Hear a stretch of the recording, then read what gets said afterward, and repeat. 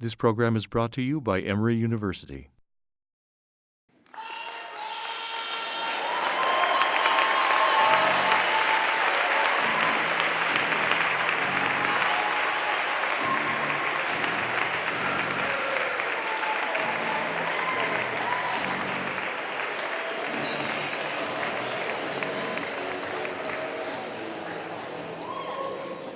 Hope you guys like Ozzy Osbourne.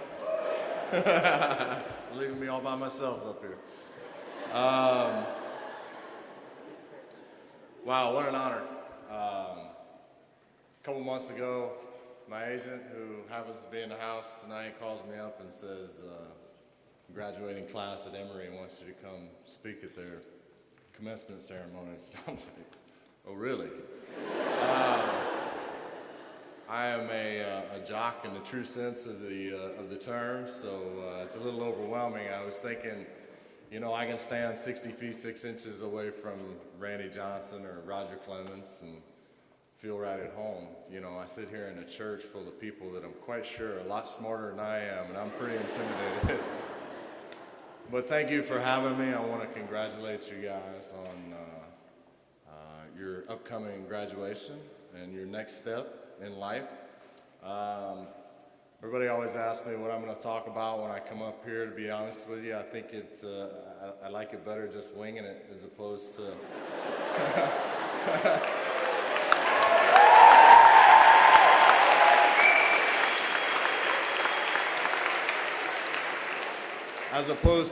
you know, writing something down. I think the other night I was speaking at the Augusta Sports Council over in Augusta, and I was speaking to a lot younger people than you are, and I said to myself, you know, what is something that I would have wanted to hear when I was 15, 16, 17 years old? I would have given anything to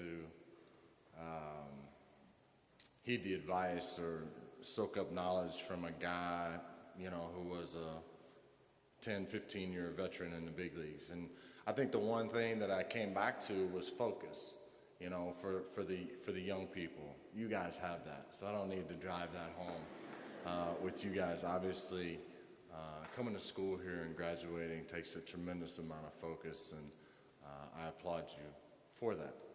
I think one of the big things that I would like to drive home to you guys is just speaking from some of my early experiences. When I was 4 years old, I grew up in a little town in Central Florida called Pearson, about 20 miles inland from Daytona. Daytona, pretty cool place to grow up. I wouldn't want to live there now, but it's a cool place to grow up. And Pearson is the fern capital of the world. You ladies get flowers on a regular basis. Chances are the ferns that came in that flower arrangement came from my hometown. So I have my parents, who happen to be in the house tonight. Larry and Lynn are here. Larry Sr. and Lynn are here.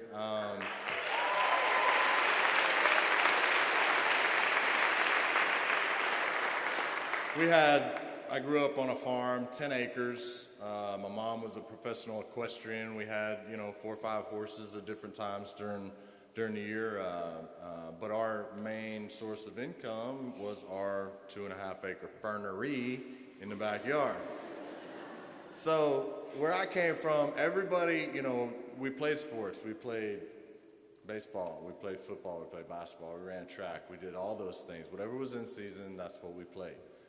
When I got to be, you know, 8, 9, 10 years old, and I started, you know, I'd bring a C home or a D home, and my parents thought it was a good idea. You know what, we're going to use this fern business thing to our advantage. We're going to motivate our son.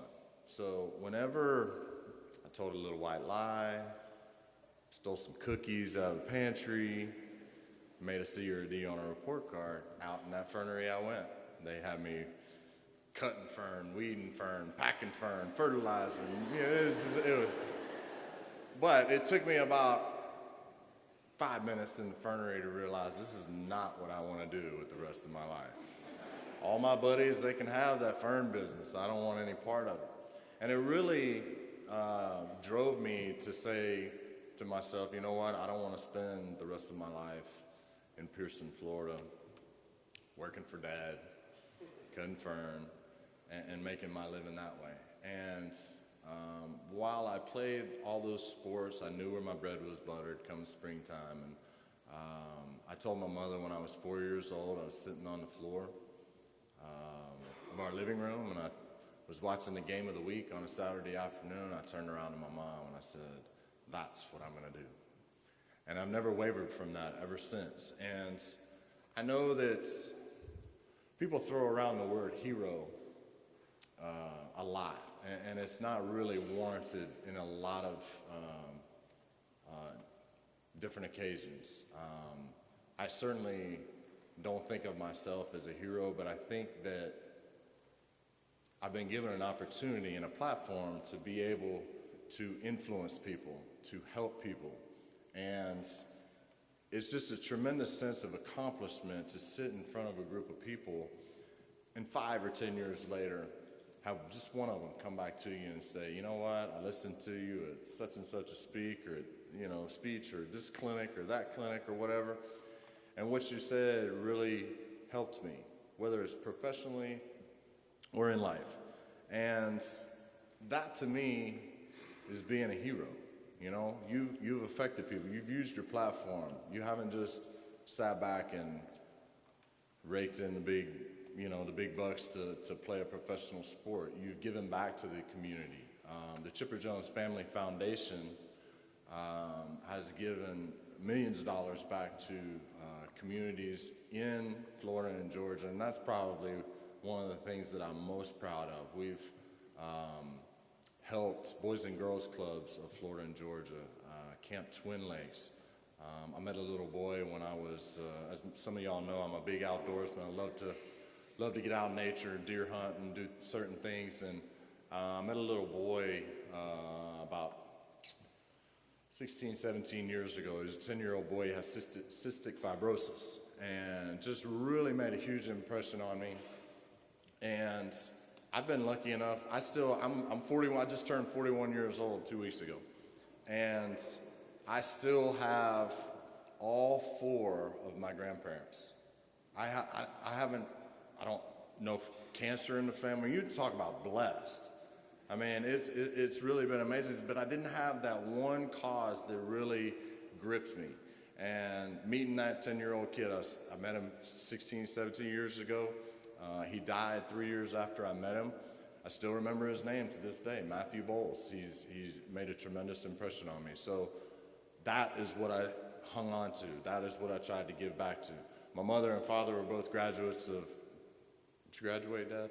Yeah, I think you graduated. He's as red as that carpet right now.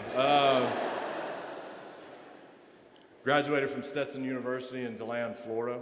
My godfather is the head baseball coach at Stetson University, has been for 31 years. Okay, he's got thousands of wins. But Stetson, my whole life in my early childhood revolved around Stetson University. Chipper Jones Family Foundation gives back to Stetson University. I'm now on the board of directors for the athletic program at Stetson University. So there are a lot of different ways to give back to the community. Recently retired, like I said, 41 years old. It's time to go. I've had 7 knee surgeries. I've had 2 major reconstructions of my left knee. I've had surgery on ankles and wrists. I'm a little tired of them cutting me open and fixing me. So I just figured that, the age of 40 is kind of like 100. Whenever you're 100, it's time to die. That's just the way it is. No offense. Somebody's going to, we're in a church too, good gracious. No, but 40 years old, that means it's time to go. And, I made a bunch of promises to my 4 boys. I have 4 outstanding young men as my sons. I have a 15-year-old, if you can believe it. I got a 15-year-old. Yeah, maybe I better cover this up before there's a lot of gray in this, but 15-year-old who's hopefully following in Daddy's footsteps. He's a pretty good player. He's probably going to graduate before his 17th birthday, so he's very smart. My 12-year-old Trey doesn't have a speck of athletic ability whatsoever. But he loves computers, loves video games. He's probably going to end up making more money than all of us combined writing, computer programs out of his basement someday. I don't know. And then my two little ones are, my 8-year-old is Shay, my 7-year-old is Tristan, and I said this the other night in Augusta. They are paying me back for every bad thing that I've ever done as a kid. They are Satan on 2 feet. It's we were talking about certain things. Carol Rogers from the Atlanta Journal-Constitution is here tonight, and I know she's critiquing me on my speech tonight, but she's also in the midst of writing a little book. And we were talking about, my childhood and some of the things that I did when I was a kid. I think I still hold the major league record for most consecutive days with a whooping by my dad. I used to spray paint the side of the house just for gigs, we had a golf cart. All the rest of my buds had 3-wheelers and 4-wheelers and ATVs. I had a golf cart. Is it good when you flip over the golf cart? That's pretty hard to do. Flip over a golf cart, but to make it worse, I flipped it over into a lake. I got whipped pretty good for that one. Shay and Tristan, they're along the same lines. I love them to death. They're pretty good ball players, football players, baseball players, so I'm going to have fun. But that's one of the things that you get to do now that you're retired. You get to go to Little League games. You get to play Augusta National, which I did the other day. I got to be the Grand Marshal at Talladega for the NASCAR race. All these things that are really cool that I've had to miss out on for the last 20, 23 years, I now get to do. So I don't like to sit up here and talk about me. Obviously, I want to hear from you guys. I want to you guys to steer it in the direction you want me to go. I'd be more than willing to take a few questions if we got anybody who wants to come up. We got a microphone right here and everything. Come on, guys. Don't be shy. Not a single person. Get outside. In a minute.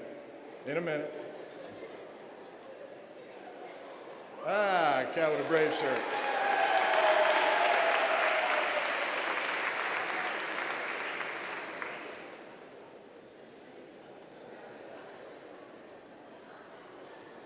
I have a two-part question. Part one is, if I have a baseball, can you sign it for me?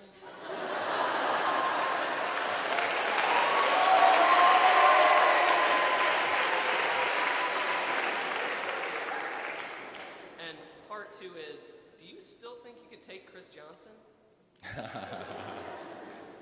Chris Johnson is a Stetson University grad, so if I had anybody stepping into my shoes, I'm sure he could do it. He's when everybody was asking in spring training who the third baseman was going to be, you knew that they were going to start out with a platoon with Francisco and Chris Johnson.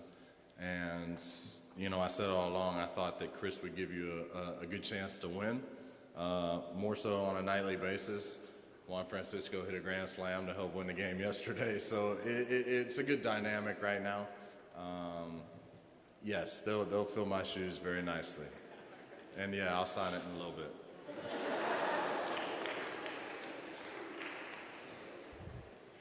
Oh, he's just going to the bathroom. Nice.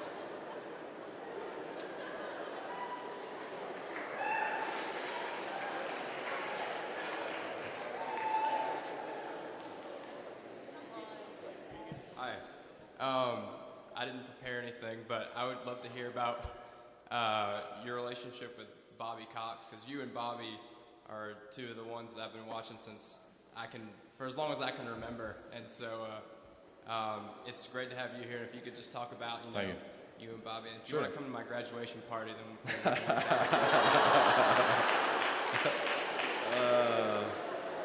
Bobby, I could sit here and give a 30, 45-minute speech just on Bobby Cox. You want to talk about a guy who gave me a tremendous opportunity.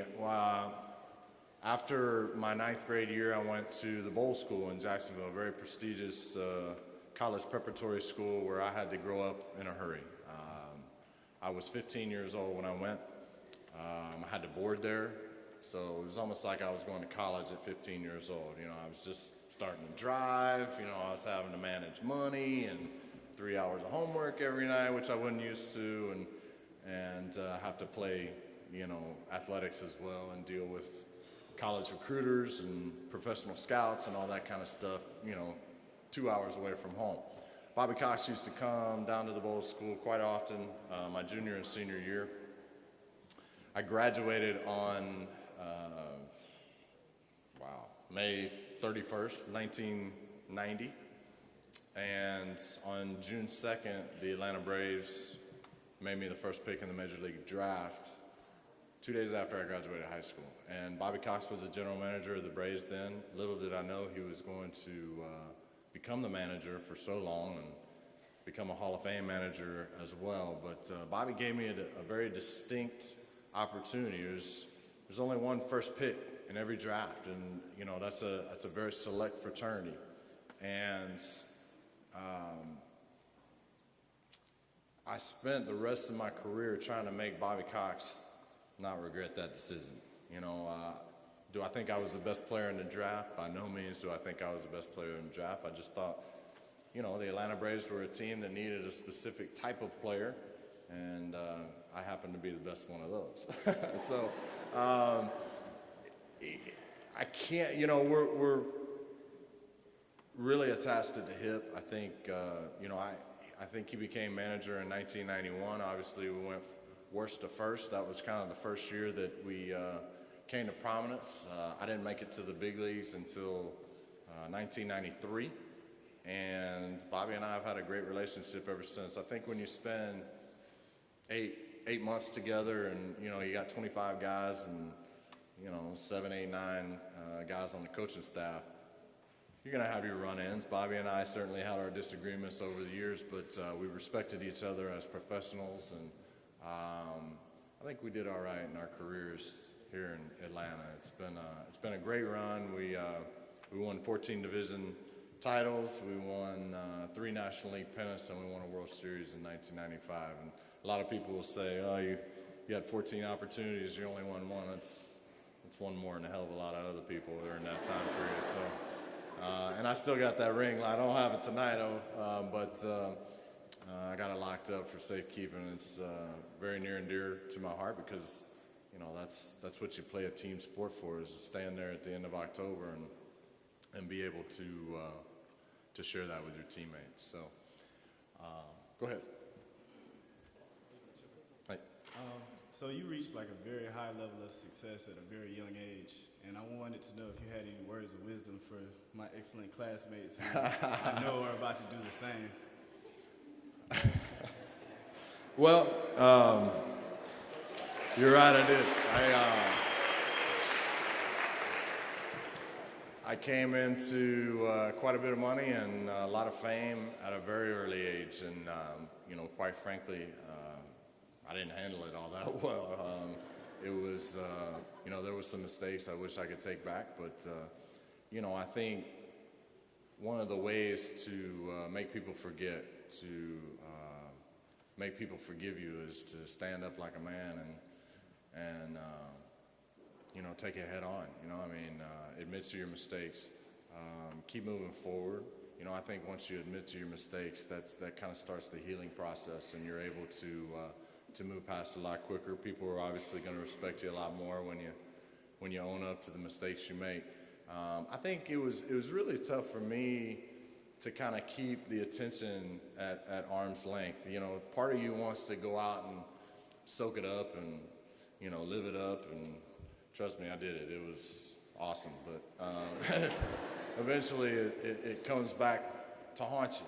And I think, you know, it's just one of those things. You give you give a 21, 22-year-old kid, you know, a bunch of money and that kind of notoriety, and I mean, it's a recipe for disaster. You know, what I tell young kids coming up nowadays is, don't read your press clippings. You know, no offense, Carol, but don't read your press clippings. Keep your head down. Show up to work every day. You know, do your job. Be 1/9 of the equation that goes out and helps your team win every night. You know, and do your job. Field your position flawlessly. Go up and throw 4 or 5 good at bats every single night. And at the end of the season, the statistics and the money and the contracts and all that kind of stuff, that'll take care of itself.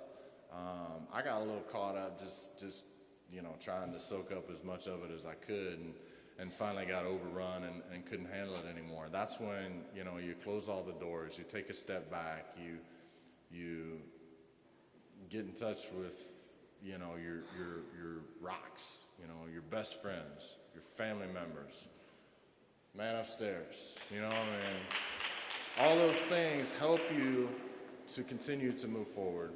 And it certainly helped me along the way. I don't have any regrets now. I got a great life. I'm going to enjoy it from here on out. I want to wish you, the class of 2013, the best of luck in your upcoming commencement and graduation. I see a lot of heroes in here, and I hope to hear from you one day via Twitter or some kind of social media. Keep in touch with me. Real CJ10, you know it, right? All right. Thank you very much. I appreciate it. The preceding program is copyrighted by Emory University.